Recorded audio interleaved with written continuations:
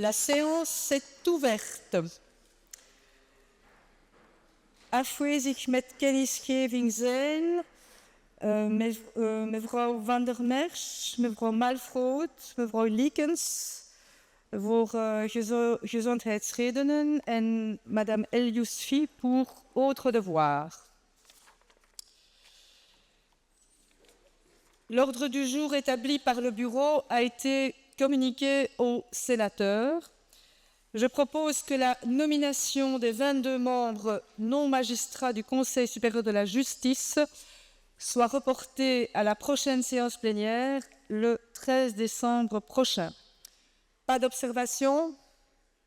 L'ordre du jour ainsi modifié est approuvé.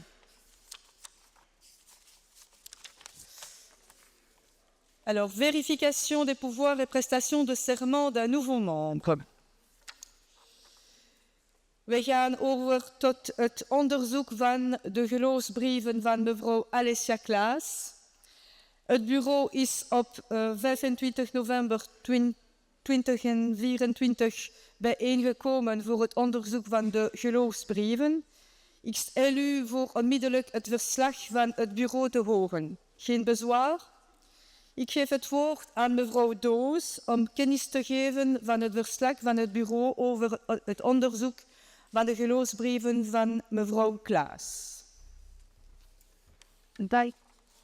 Dank u wel, mevrouw de voorzitter. Naar aanleiding van de eetaflegging op 5 oktober 2024 door de heer Gilles Verstraeten als lid van het parlement van het Brusselse hoofdstedelijk gewest, is een mandaat van gecoopteerd senator vakant geworden.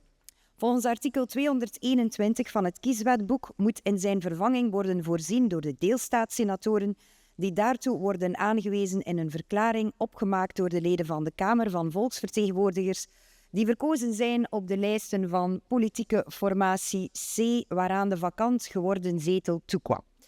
De griffier van de Kamer heeft aan de voorzitter van de Senaat de verklaring bezorgd, bedoeld in artikel 220, paragraaf 2 van het kieswetboek.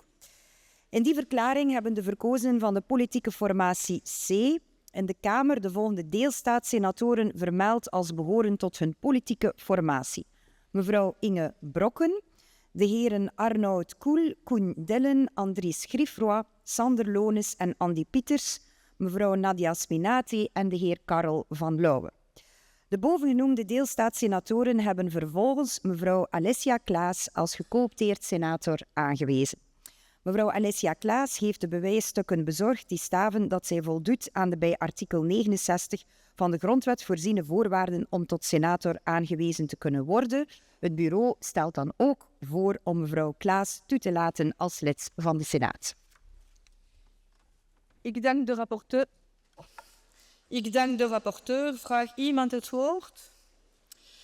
We gaan over tot de stemming voor de besluiten van het verslag. Zij die met de besluiten van het verslag instemmen, gelieve op te staan. Tegen reproef. Deze besluiten wordt aangenomen.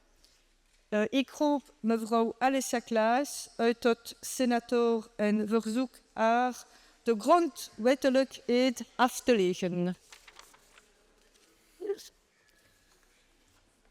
Ik zweer de grondwet na te leven.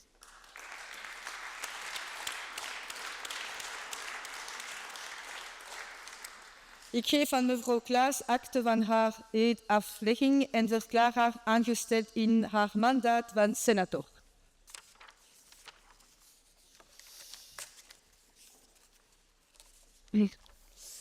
Chers collègues, l'ordre du jour appelle l'examen de la proposition de modification de l'article 21 du règlement du Sénat en ce qui concerne les modalités de réunion des commissions.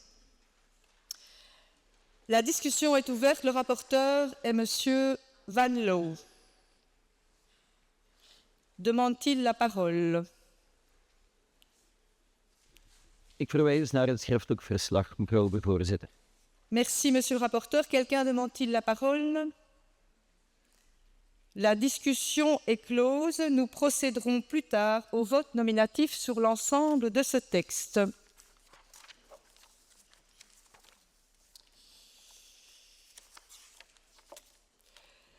La discussion budget. Donc l'ordre du jour appelle maintenant l'examen de la dotation du Sénat avec les dépenses de l'exercice 2023 et les propositions budgétaires pour l'exercice 2025. La discussion est ouverte. Le rapporteur est M. Van Guatsenhoven. Demande-t-il la parole? La parole est au rapporteur.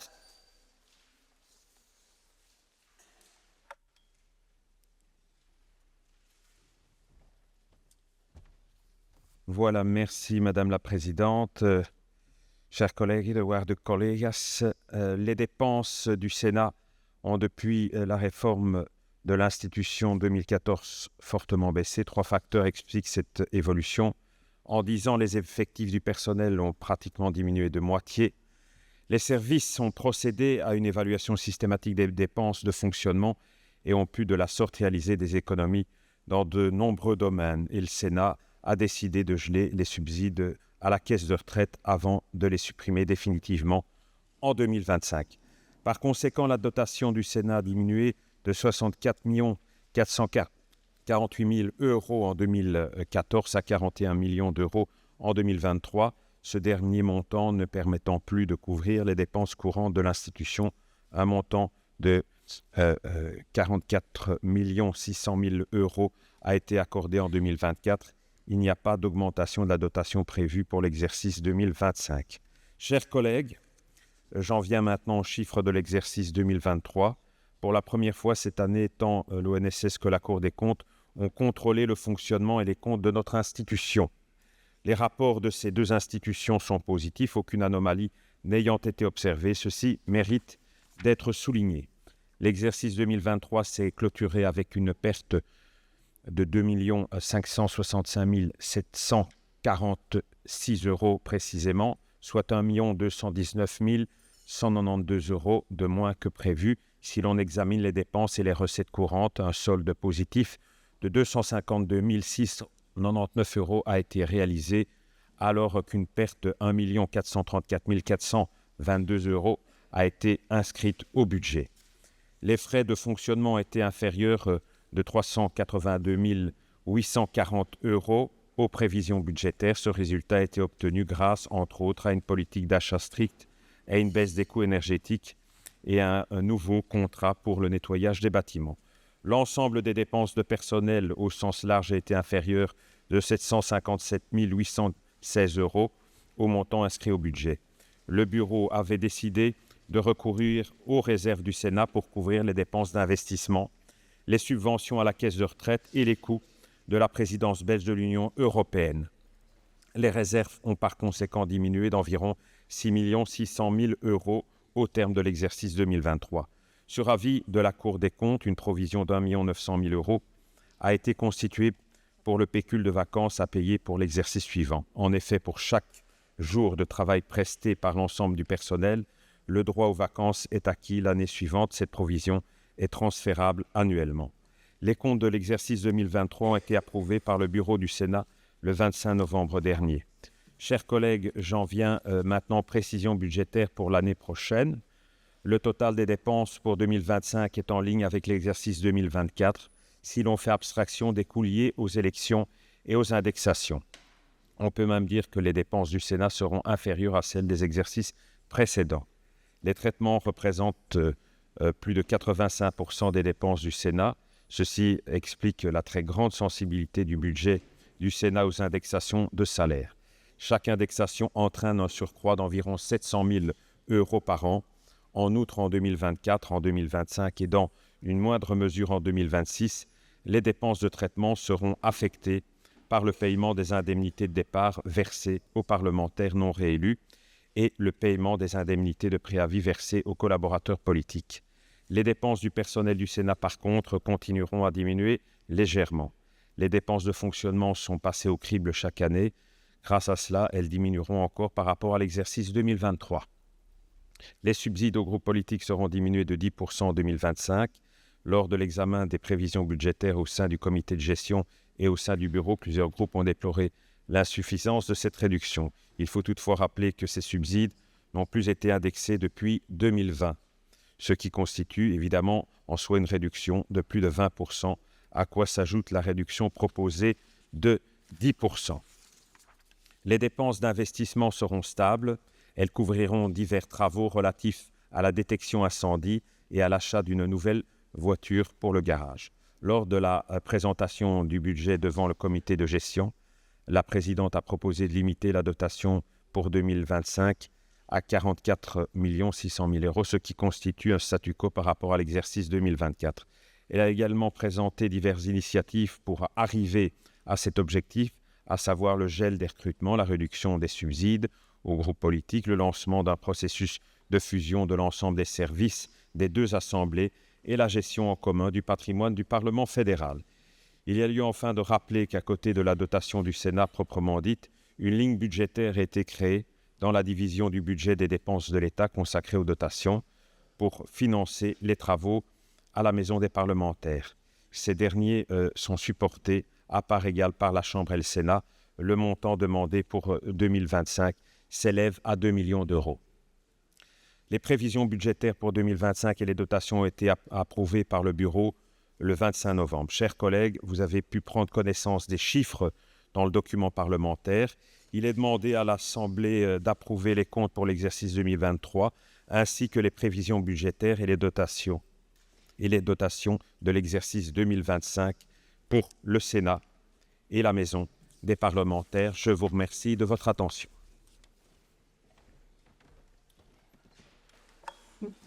Merci, Monsieur Van Quatsenhoef, pour votre rapport. Vous êtes également inscrit pour prendre la parole dans le cadre de la discussion générale. Est-ce que je vous cède immédiatement la parole? Ok.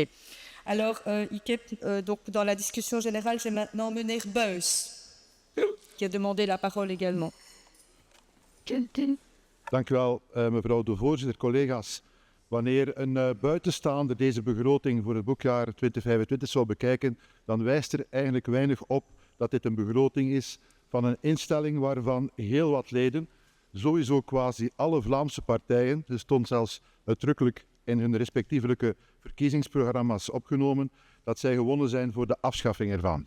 En als we de media mogen geloven, dan is de toekomst van deze instelling ook een onderdeel van de lopende regeringsonderhandelingen.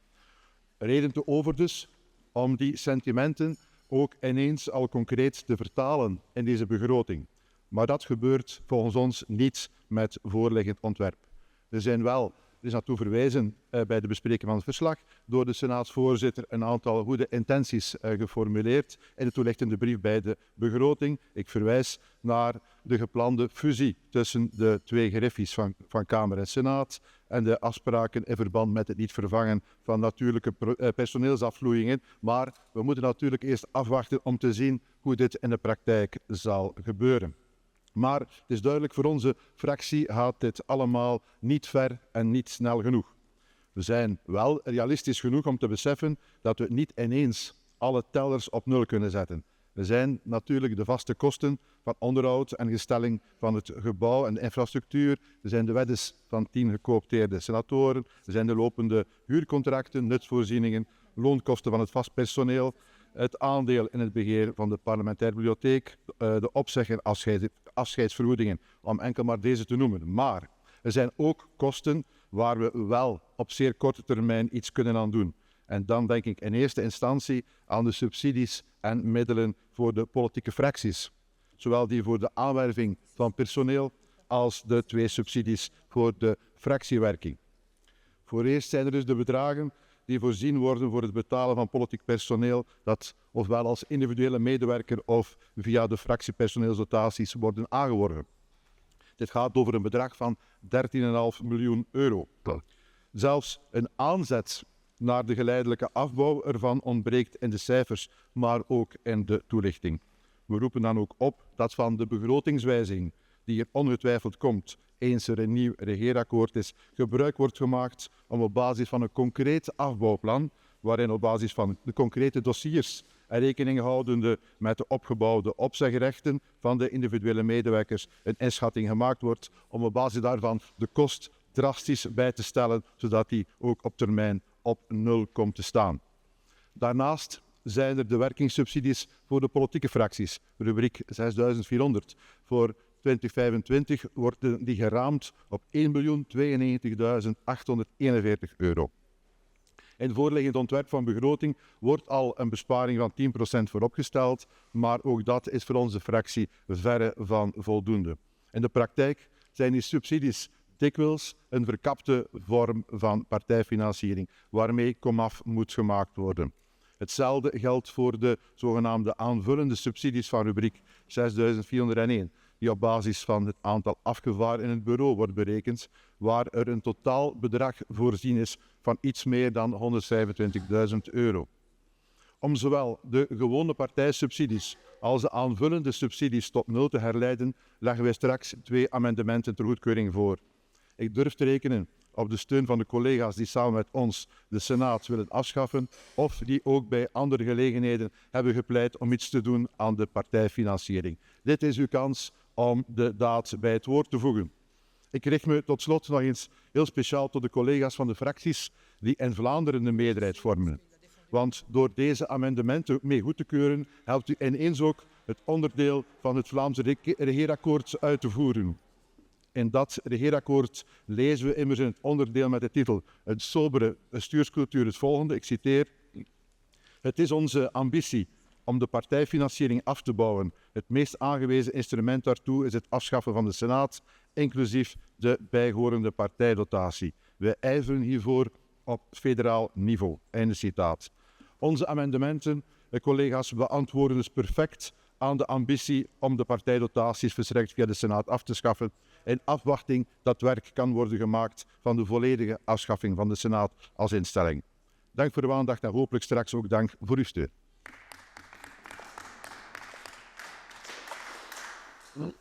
Dank meneer Buys. Vous avez pu défendre vos amendements également. Et donc maintenant, je vais passer la parole au groupe PTB-PVDA à madame Bernard, qui a souhaité également s'inscrire dans la discussion. Merci, Madame la Présidente. Bonjour à toutes et à tous. Alors effectivement, l'un des éléments qui est mis en avant dans ce nouveau budget, c'est que dans le cadre de la proposition de fusion entre la Chambre et le Sénat, il y a une réduction structurelle du personnel et donc les dépenses salariales qui vont diminuer. Nous pensons au PTB qu'il est essentiel, tant que le Sénat existe, de conserver suffisamment de personnel pour pouvoir exécuter correctement et pleinement toutes les tâches actuelles sans que la charge de travail devienne trop importante. Et donc les départs naturels du personnel ne doivent pas servir de technique pour réaliser des économies. Un élément qui va dans le bon sens dans le budget qui est présenté, c'est la réduction de 10% des dotations aux partis. C'est un début, un pas dans la bonne direction, mais pour le PTB, ce n'est pas suffisant. Nous avons proposé dans toutes les assemblées du pays de réduire les dotations aux partis de moitié. Jusqu'à présent, ces propositions ne sont jamais adoptées, mais donc nous continuons à les revendiquer. Enfin, un aspect important dans le budget concerne les primes de sortie des sénateurs. C'est pour 2025 1 144 000 € sur un budget de 44 600 000 €, c'est-à-dire 2,5% du budget pour les seules indemnités de départ. Pour le PTB, ce n'est pas tenable. Il est donc, selon nous, grand temps d'abolir purement et simplement ce système de primes, parce qu'il s'agit d'une forme de self-service politique à laquelle il est urgent de mettre un terme. Et nous avons déposé à ce titre un amendement pour remplacer à la ligne, si vous permettez que je retrouve mon document, à la ligne 6211, prime de départ des sénateurs, de remplacer le montant de 1 144 086 € par 0 €. Donc ces primes de sortie sont en fait un parachute doré, un self-service auquel nous trouvons qu'il est urgent de mettre un terme, surtout quand on sait que des sénateurs qui retrouvent un emploi directement après leur départ ont quand même droit à cette prime de sortie. C'est assez hallucinant. Nous pensons que le statut du personnel politique doit être adapté pour correspondre à un statut social normal, à travers lequel ils payent des cotisations sociales. Et donc, s'ils ne sont pas réélus, ils ont droit à des allocations de chômage ou à une pension, comme tous les travailleurs de ce pays.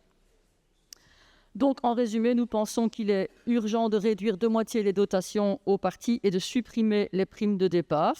Ça doit être un signal adressé à la population pour réduire le fossé qui existe entre les politiques et la classe travailleuse et pour que le Sénat contribue également au développement d'une nouvelle culture politique. Et donc, vous avez compris que nous ne pouvons pas approuver ce budget. Le PTB votera contre. Je vous remercie pour votre attention. Merci Madame Bernard. Vous avez pu également défendre votre amendement. Voor de CD&V, ik geef het woord aan meneer Dale. Dank u wel, mevrouw de voorzitter. Wij willen u graag bedanken en ook de diensten van de Senaat voor de degelijke voorbereiding van deze begroting. Wij zijn van oordeel dat zolang de Senaat in de huidige vorm functioneert, dat ook op een correcte manier alle kosten moeten betaald worden. In het bijzonder ook de medewerkers die afhangen van de Senaat. We weten allemaal dat er vandaag een debat moet over de grondige hervorming of afschaffing van de Senaat. Weet ook dat onze fractie voorstander is van zo'n grondig debat, maar de beslissingen moeten wel in de juiste volgorde komen. Eerst heb je de beslissing over de toekomst van de Senaat en dan zal uiteraard ook de financiering kunnen volgen en zal er, wat onze fractie betreft, een zeer grote besparing kunnen doorgevoerd worden. Wij waarderen het dat u in deze begroting toch al een inspanning doet om de budgetten te beperken. Er zijn daar twee zaken die gebeuren, die opvallend zijn en die ook de afgelopen 5 jaar niet gebeurd zijn. Ten eerste, bovenop de niet-indexering van de werkingsmiddelen van de fracties wordt er ook voorzien in een besparing van 10% op die werkingsmiddelen, wat toch een aanzienlijke inspanning is. En ten tweede, anders dan de vorige jaren, gaat de dotatie van de Senaat nominaal niet stijgen en wordt er in totaal bijna een besparing voorzien van 2 miljoen euro. Dus dit is op dit moment, denken wij, mevrouw de voorzitter, een goede manier om het aan te pakken. Uiteraard, van zodra er een beslissing komt over de toekomst van de Senaat, zal ook de begroting worden aangepast. Maar dit zijn allemaal redenen waarom wij vandaag de door u voorgestelde begroting kunnen steunen. Dank u meneer Dale. Pour les engagés, je donne la parole à Madame Goffinet. Merci Madame la Présidente. Alors, je voulais tout d'abord remercier tous les services, mais aussi votre travail par rapport à ce budget qui est un budget tourné vers la recherche d'économie.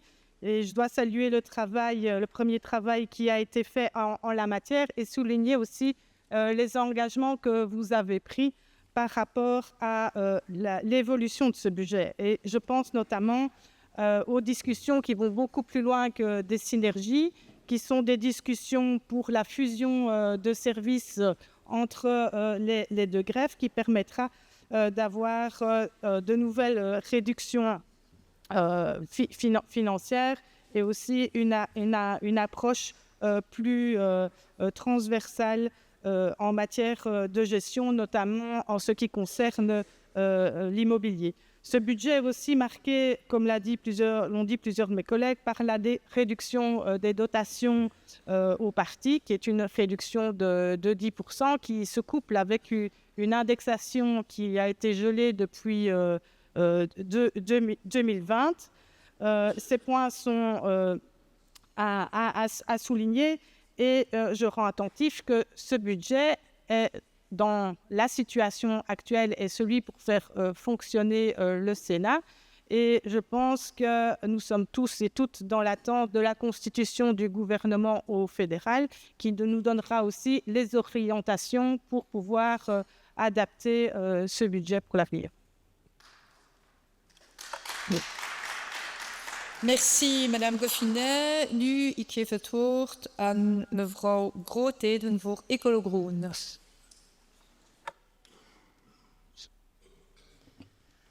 Ja, slechts een korte interventie. Dank aan de diensten van de Senaat voor het opmaken van deze begroting. In de begroting van de Senaat heeft u alweer een besparing gemaakt, zowel op infrastructuur als qua kosten van het personeel. Maar zoals vaak worden discussies over de begroting van de Senaat meer discussies over het huis zelf.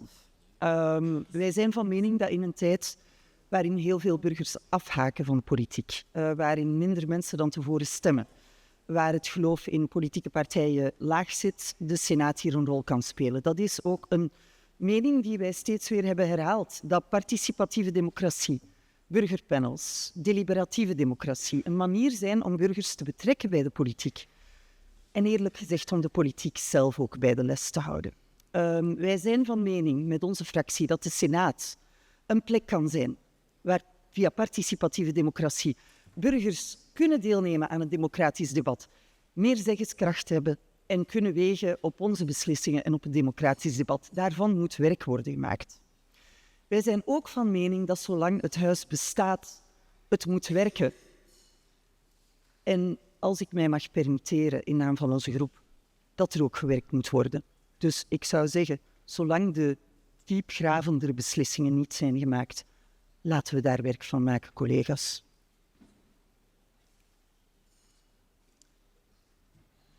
Merci mevrouw Grootheden voor Open VLD. Ik geef het woord aan mevrouw Doze. Dank u wel, mevrouw de voorzitter.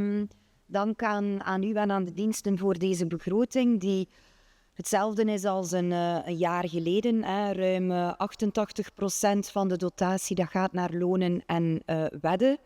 En wat de loonkost van het statutair en het contractueel personeel betreft, noteren we een daling en dat is een goede zaak.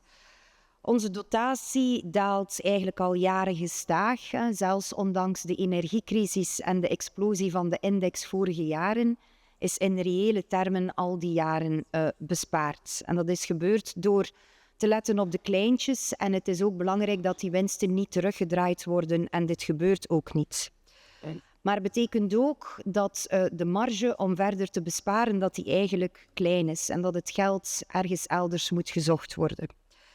Een serieuze meevaller is ook dat de totale kost van de uitredingsvergoedingen uiteindelijk veel minder is dan dat er een jaar geleden is begroot. En dat is natuurlijk heel moeilijk om daarop vooruit te kunnen kijken wat dat die totale kost zou kunnen zijn.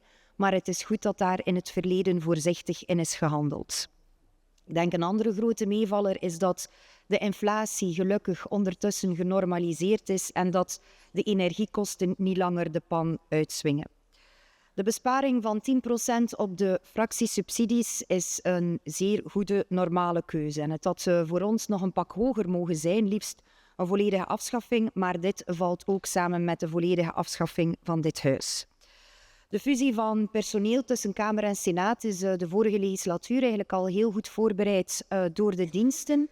En vandaag worden daar verdere stappen in gezet. Ik heb begrepen dat het politieke niveau van de Kamer, laat mij zeggen, daar eindelijk voor open staat. En ik ben ervan overtuigd dat dat een heel grote efficiëntiewinst zal betekenen voor het federale parlement. Net zoals het goed is dat er een fonds wordt opgericht voor het onderhoud en het behoud van dit gebouw. Dit is een gebouw van 1779, heeft heel wat onderhoud nodig. Het is goed dat dit nu apart wordt genomen en dat dat gewoon in termijn samen zal gebeuren in beheer van het federaal parlement, weg van 2 afzonderlijke instituten, dus opnieuw een efficiëntiewinst. Dus ik besluit, alle voorbereidingen zijn eigenlijk getroffen voor de volledige afschaffing van de Senaat, zowel grondwettelijk als praktisch. Een fusie van het personeel en van het gebouw, dat staat volledig uit de steigers. Dus ik begrijp uit de pers dat de volledige afschaffing van de Senaat op de tafel ligt van de Arizona-onderhandelaars, heb ik begrepen. Wij steunen dit volmondig en hopen dat er snel een akkoord komt. En tot die knoop is doorgehakt, zullen wij ons onthouden. Dank u wel.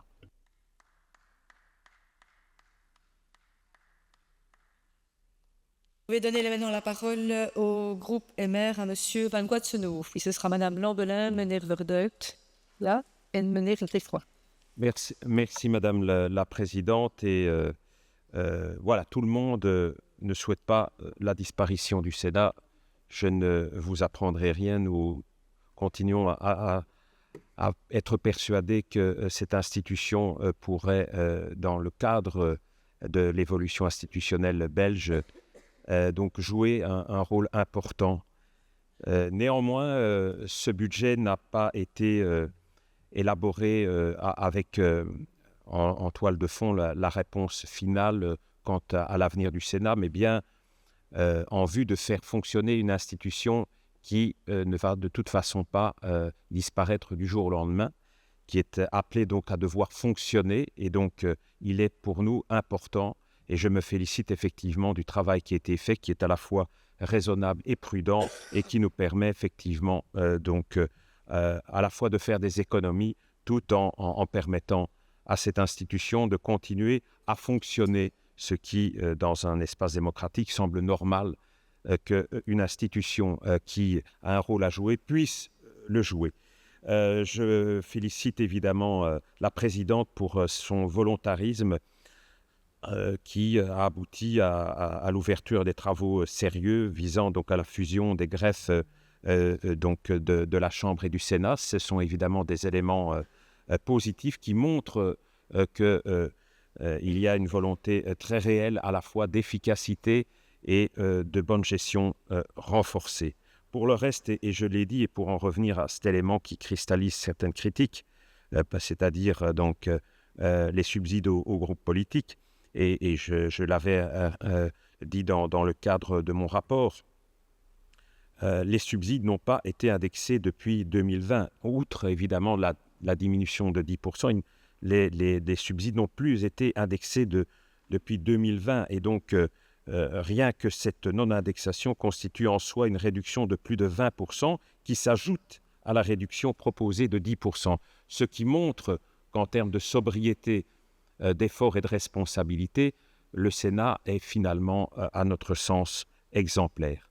Alors effectivement, ces subsides peuvent être utilisés à différentes fins, mais derrière ce mot subside, il y a aussi des gens qui travaillent, des gens qui ont un emploi, des gens qui effectivement produisent un certain nombre d'éléments qui permettent justement à notre Assemblée de pouvoir fonctionner autant en plénière que lors des commissions. Bref, Madame la Présidente, nous soutenons évidemment assez logiquement ce budget qui est à la fois prudent, qui ne tire pas effectivement de plan sur la comète, mais qui est volontariste quant à l'usage des deniers publics.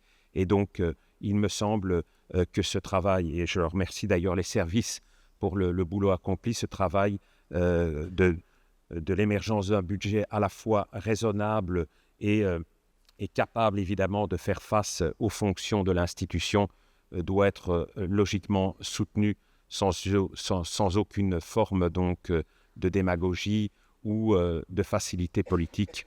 Faire fonctionner une institution de façon sobre et maîtrisée, c'est aussi effectivement le devoir des parlementaires. Je vous remercie.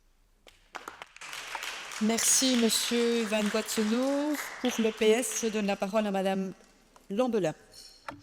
Merci Madame la Présidente. Alors au nom de mon groupe, je tiens à saluer les efforts de bonne gestion qui ont été et qui sont entrepris sous votre présidence avec un montant de subside au groupe politique qui sera réduit donc de 10%. Ça représente quand même 125 000 euros d'économie, donc plus ou moins, et c'est déjà un beau pas vers une très bonne gestion.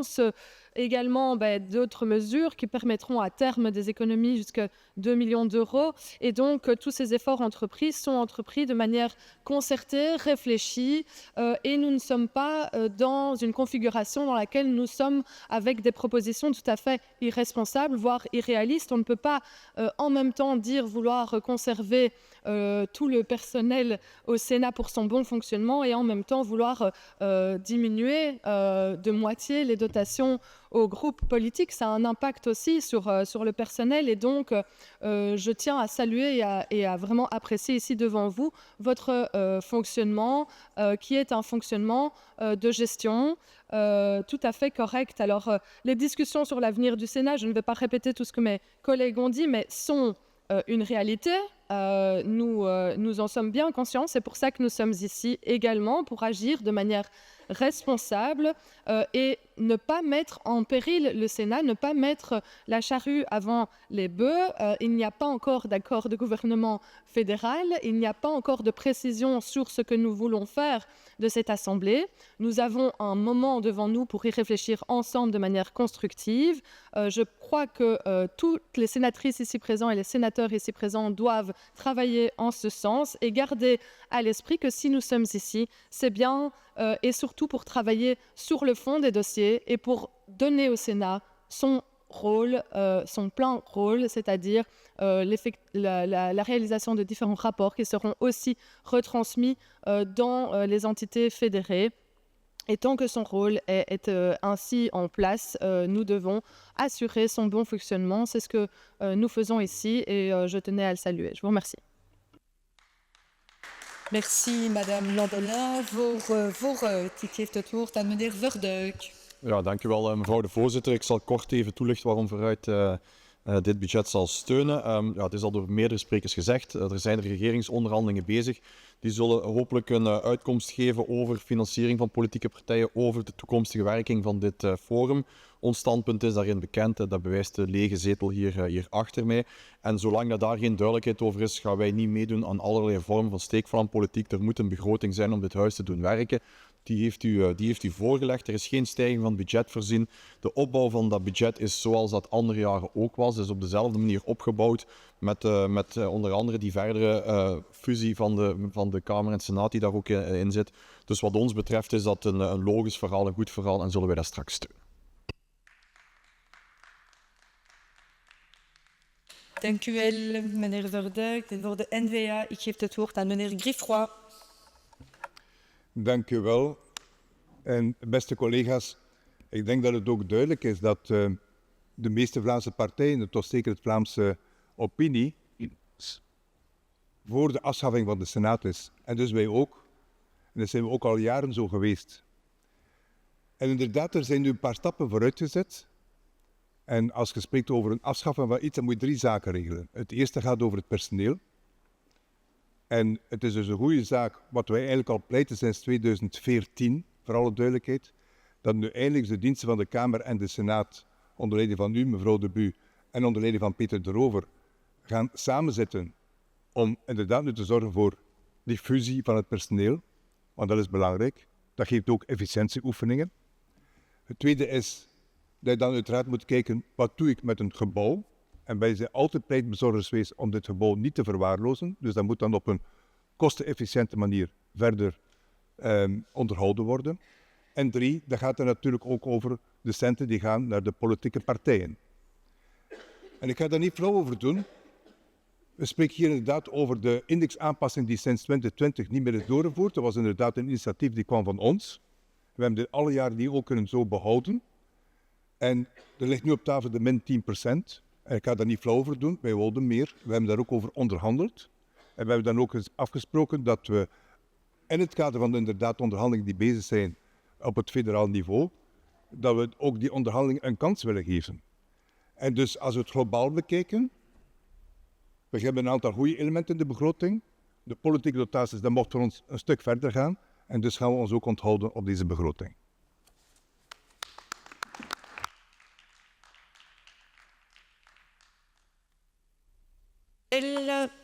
La discussion est maintenant close et donc nous procéderons plus tard au vote nominatif sur les amendements déposés et la dotation.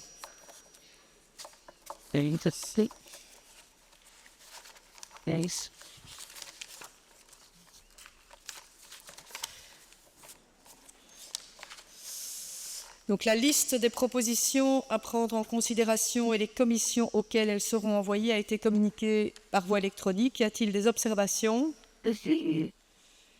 Puisqu'il n'y a pas d'observation, ces propositions sont considérées comme prises en considération et renvoyées à la commission indiquée. Alors, chers collègues, nous allons effectuer un vote de test. Pour beaucoup d'entre vous, dont moi-même, c'est une première expérience. Et donc, je déclare le test ouvert, donc le début du vote.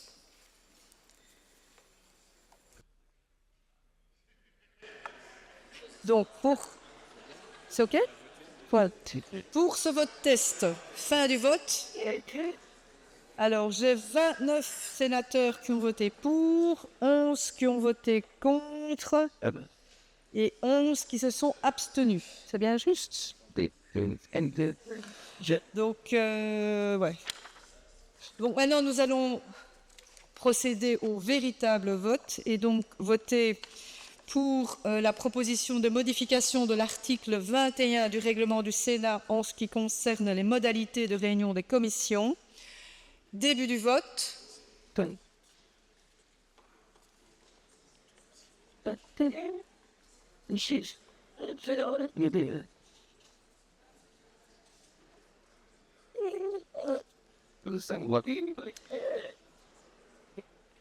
Tout le monde a-t-il voté?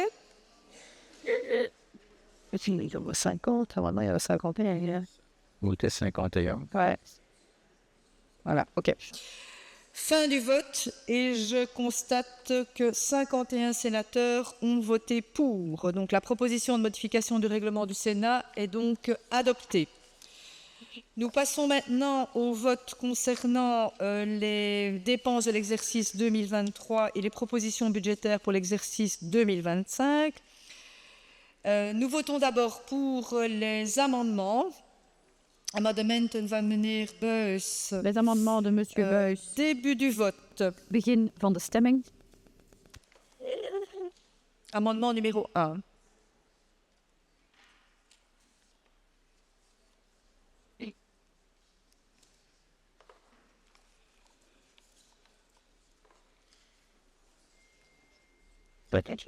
Ok. Donc 11 sénatoren hebben 11 sénateurs ont voté pour. 28 28 hebben ont voté tegengestemd. contre. En 12 Et sénatoren 12 hebben zich sénateurs ont- onthouden. Se sont Het abstenus. amendement is verworpen. L'amendement est dès lors rejeté. Vote sur l'amendement numéro 2, begin van meneer Buys, begin van de stemming. Début du vote.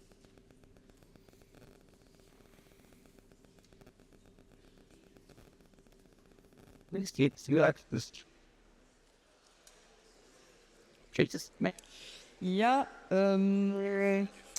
C'est le même vote en fait. Hein. 11 sénatoren hebben 11 voorgestemd. sénateurs ont voté pour. 32 30 hebben tegengestemd voté en contre. 8 sénateurs Et hebben 10 zich sénateurs se onthouden. sont Het abstenus. amendement is verworpen. L'amendement est dès lors L'amendement rejeté. numéro 3 maintenant de Madame Bernard, début du vote. Stella.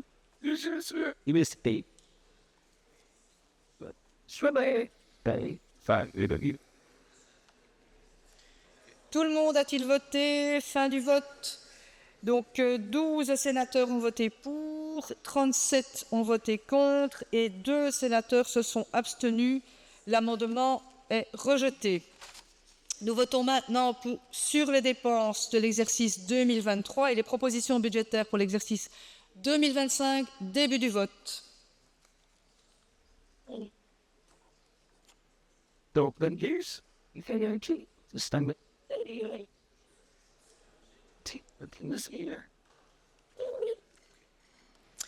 Tout le monde a-t-il voté? Fin du vote. Donc 26 sénateurs ont voté pour, 12 ont voté contre et 13 se sont abstenus. Les dépenses de l'exercice 2023 et les propositions budgétaires pour l'exercice 2025 sont donc adoptées. Alors, le Sénat a appris avec un vif regret le décès de 2 anciens sénateurs. Il s'agit d'abord de Madame Cécile Gore, sénatrice honoraire, et de Monsieur Hugo Wicks, ancien sénateur.